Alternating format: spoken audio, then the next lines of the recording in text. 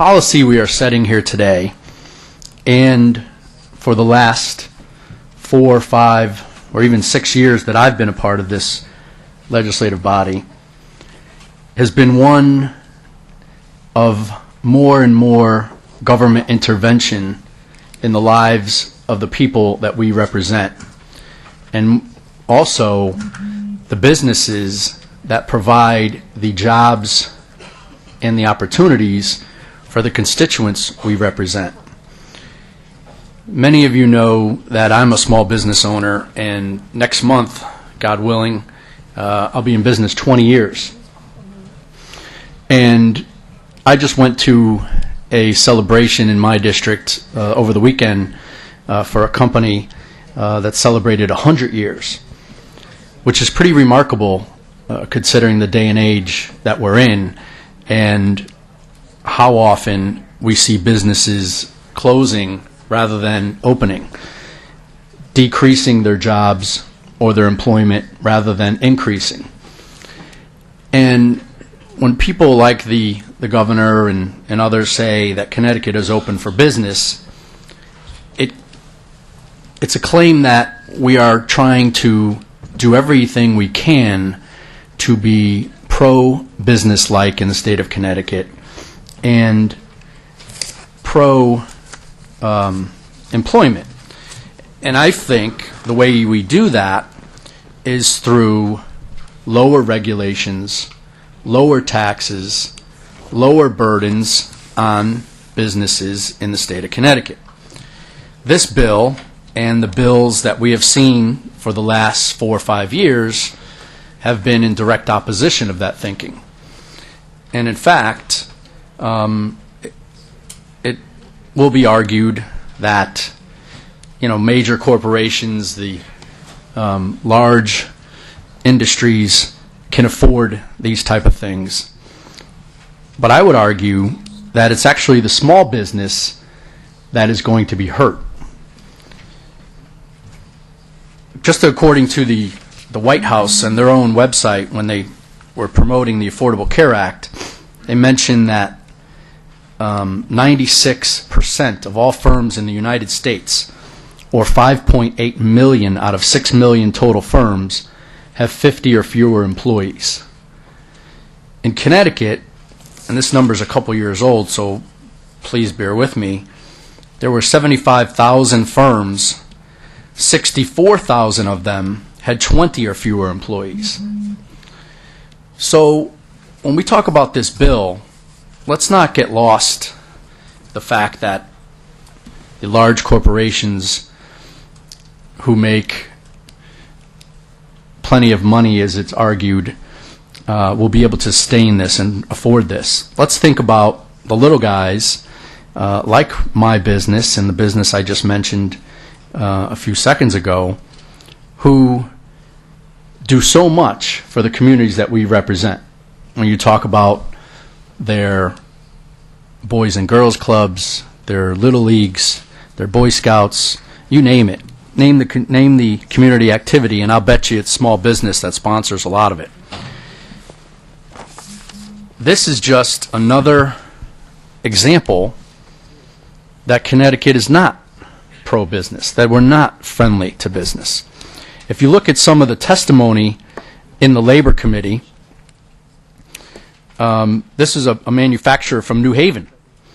The ripple effect is going to push the total wage base up, which is going to be a killer for any business. Including minimum wage increases, workers' compensation costs, unemployment, and mandatory paid sick leave, to name a few, drive up prices across the board, which in many cases are passed on to consumers. 30-plus years a business owner in a family business that was established in 1932, I've never witnessed it so bad. That's a Hartford business.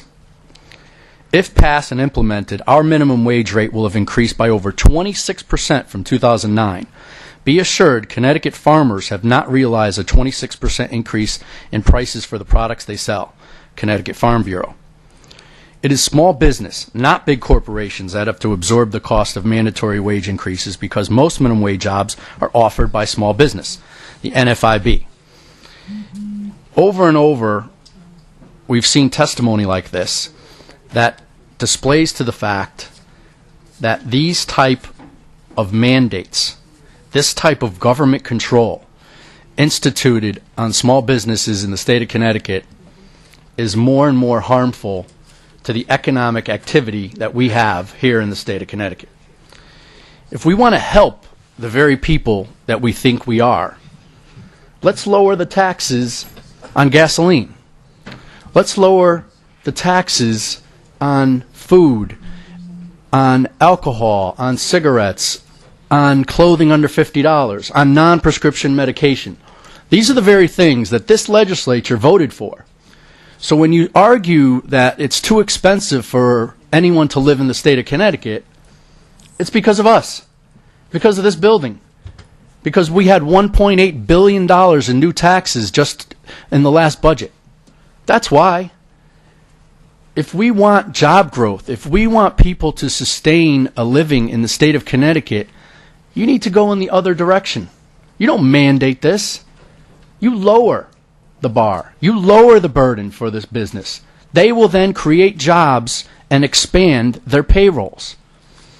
Just the other day, I had someone in this building say to me, because I'm a small business owner, well, you do all right. How do they know? How do they know I do all right? Did they look at my tax return? Do they see what small businesses go through? And you lie awake in the middle of the night thinking about how you're going to make payroll and how you're going to keep your employees busy? They don't know that. They just assume it. So they think, well, you're doing just fine. Let's just raise costs because someone else can use it. Well, the way you help these people, the way you help individuals who are struggling is by giving employers an opportunity to grow their jobs. That's how you do it. And by lowering the taxes that you're hurting them in the other pocket. So you may think, I'm going to give you $10 an hour over here, but I'm going to take more of it away from you when you go spend it. It doesn't make sense. This whole building, this whole idea about helping people, it's false. It's false. You're actually going to do more harm than good. Talk about individuals like in my district, when I had Lake Quassapag Amusement Park come up here. And he told me, because if you're familiar with Lake Quassapag and Lake Compounce and all those little facilities like that are seasonal, they hire teenage and college-age workers to work the rides and do all those necessary things. They're going to hire less. They can't afford it. I had a woman who I know in my district who owns a fitness facility. And, when I go in there, I try to mind my own business. I go to the treadmill and try to not talk to anybody.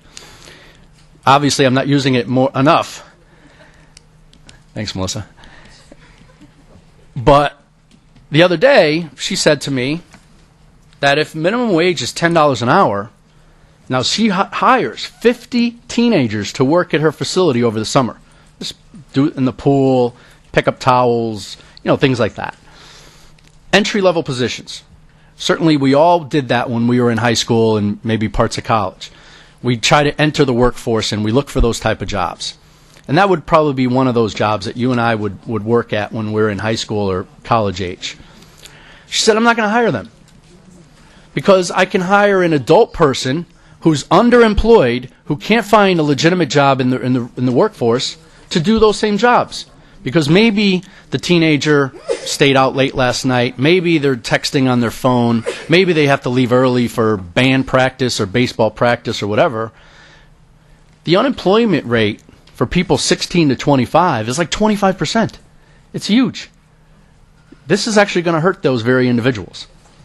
So each time we want to claim victory that we are helping people to get a leg up because they're not earning enough, think about what you're doing in the other pocket. Think about how you're taxing them on the other side. And then wonder if they're any better off. And then think about how that business, who you think is just rolling in the dough, we're twisting our mustaches and all living the high life. Think about how they are not hiring any more people. And when the unemployment rate stays the same or gets worse, Think about how this vote today led us to that. Thank you, Madam Chair. Thank you, Senator.